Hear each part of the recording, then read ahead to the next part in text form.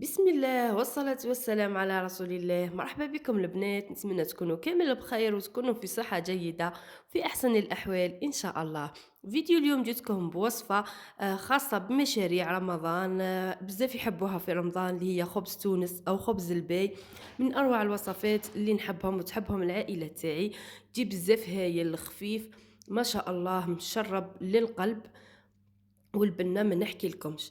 نتمنى تكملوا معايا الفيديو للأخير باش نكتشفوا مع بعضنا وصفة سهلة وسريعة وبسيطة، ما فيهاش حوايج بزاف. قبل ما نبداو بالفيديو والمقادير، ما تنساوش الصلاة والسلام على خير الأنام محمد صلى الله عليه وسلم. وما تنساوناش بالجيم، ربي يحفظكم ان شاء الله، ديروا لنا لي جيم باش يوصل الفيديو لاكبر عدد من الناس. اول حاجه بسم الله نبداوها هي الشربات تاعنا. راح نديرو كيس ونص تاع سكر مع 3 كيسان تاع الماء، نحطوهم يغليو مع طرونشه تاع القارص. طبعا نحطوهم يغليو على النار كي يبدا يغلي، نحسبوا ربع ساعه ونطفيو عليه باش نلقاوه من بعدا بارد. الشربة تاعنا نلقاوها بارده وواجده. نبداو دوكا في المقادير تاع الخبز البيت تاعنا. عندنا لهنا كيلو ربع تاع بيض. عفوا، اني مريضه البنات على بها مانيش نحطها معاكم. عندي اقل من النصف تاع الكيس تاع سكر، مغرفه تاع لافاني. ولهنا درت مبشور البرتقال، اللي متحبش ما ديروش، وان كان هو راح يعطيكم بنه ما شاء الله. اللي عندها مبشور ليمون ديروا مبشور ليمون. نخلطو غير بالفوي، ماشي شرط الباتور. والسكر اللي حبت كميه اللي تحب الحاجه الحلوه دير نص كاس. لهنا درت كيس غربع كيله كيما نقولوا، كيس غربع تاع خليط بين الزبده والزيت. درت نص زبده ذايبه ونص زيت. اللي تحب دير زيت واحد ودير، اللي تحب دير الزبده وزيت دير كيما حبيتو. لهنا نجيب كيلة غربوع تاع كاوكاو، يكون محمص ومرحي. يكون مرحي كيما نقولوا، ماشي رطب بزاف. مع نص كيلة تاع نواد كوكو.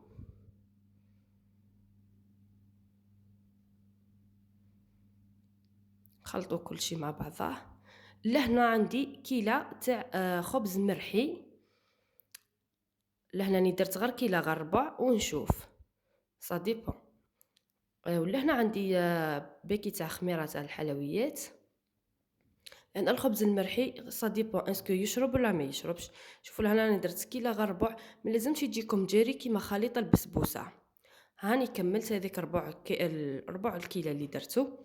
تسمى ديري كيلة كامله معمره تاع خبز مرحي.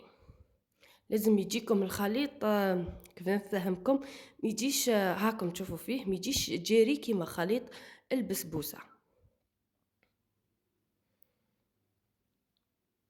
دوكا نجيب بلاطو 24 على 24، انا دهنته بشويه زبده، تقدروا تدهنوه غير بالزيت. تفرغوا الخليط تاعكم، شوفوا كيفاش يجي شغل متماسك شويه.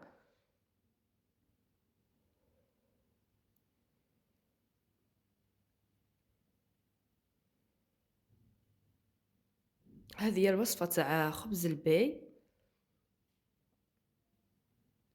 البنه تاعو وحدها يعني يجي بزاف بنين. نمشيوه كامل على البلاطو على سطح مستوي، يعني نسويوه كامل باش ما تجيناش جهه طالعه وجهه هابطه. لهنا حجم الكاس اللي استعملته يهز 220 ملي. نخبطو هكذا خبطه ولا زوج، وندخلو للفرن على 170 درجه. راهو ما يطولش في الطياب. كي تشوفوه طاب لكم او ثمثم حماره، ثمثم يحمر لكم لتحت وتشوفوه بدا يحمر من الفوق، شعلوا له يكمل يحمر من الفوق واجبدوه وهو سخون والشربات تكون بارده. نشربوه. انا راني درت نص الكميه، شوفوا شرب لي، نكمل نص الكميه الباقيه. هنا هاو شرب. قلت لكم لازم هو سخون والشربات تاعكم تكون بارده. وخليوه في الشربات، يعني خليوه أكثر يعني من ساعتين. أنا لهنا راني ما خليتوش ساعتين، خليته لغرا ساعة برك باش نصور معاكم. وما قد ما تخليوه في الشربات رايح يمد لكم نتيجة أحسن.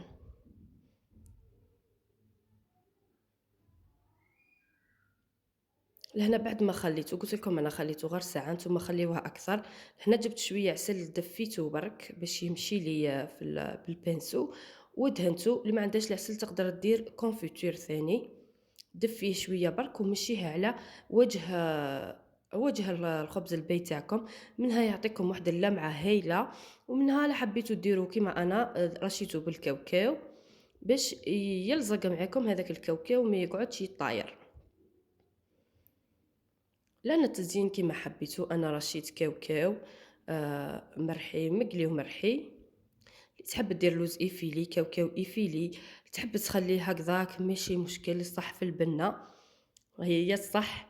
ونقطعوه، شوفوا كيفاش يتقطع خفيف، تحسوه تتقطعي فيه وتحسي باللي راهو خفيف بزاف من الداخل. تقطع ثاني يولي ليكم كيما حبيتو نتوما، تحبوا مرصوات كبار صغار كيما تحبوا. ونأكد لكم البنة بزاف بنين. تخيلوا هذا البلاطو درته منا، انا قلت لكم خليته غير ساعة باش نصور. شوفوا خلاص في دقيقته. برضو احنا ماناش عائلة يعني لي كبيرة ولا ناكلو ولا، راهو انا وزوج وزوج اولاد صغير يعني بيبي مازال. مي انا وزوجي وزوج اولاد يعني واحد 10 سنين وواحد 5 سنين. خلصناه في دقيقته. هنا زينته بهذا الحلقومة هذه.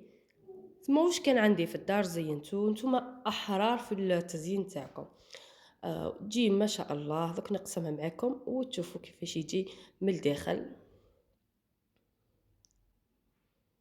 نتمنى تجربوه، راح على بالي راح يعجبكم. واللي يخدموا وصفات هكذا مشاريع وذاك بزاف هايل وناجح هذا المشروع تاعو. شوفوا كيفاش يجي من الداخل، يجي ما شاء الله. دوك نقسمها معاكم حبة وتشوفوها كيفاش يجي خفيف، يجي تقسم وحده. والبنة ما نحكي لكمش هكذا باش نستغلوا هذاك الخبز اللي يبقى لنا، نيبسوه كيما نقولوا، نرحيوه ونخدموا به وصفات. رانا نقدروا نخدموا به وصفات بزاف بزاف هكذا كيما خبز الباي. كاينه بسبوسه الخبز اليابس ثاني نخدموه في قداه من حاجه خير من نرميوه. وما بقى لي غير نقول لكم اذا عجبتكم وصفه اليوم ما تنساوش ديروا لنا جيم. ولاول مره تدخل قناتنا نقول لك حبيبتي اشتركي وفعلي زر الجرس باش يوصلك كل جديد، واكيد ان شاء الله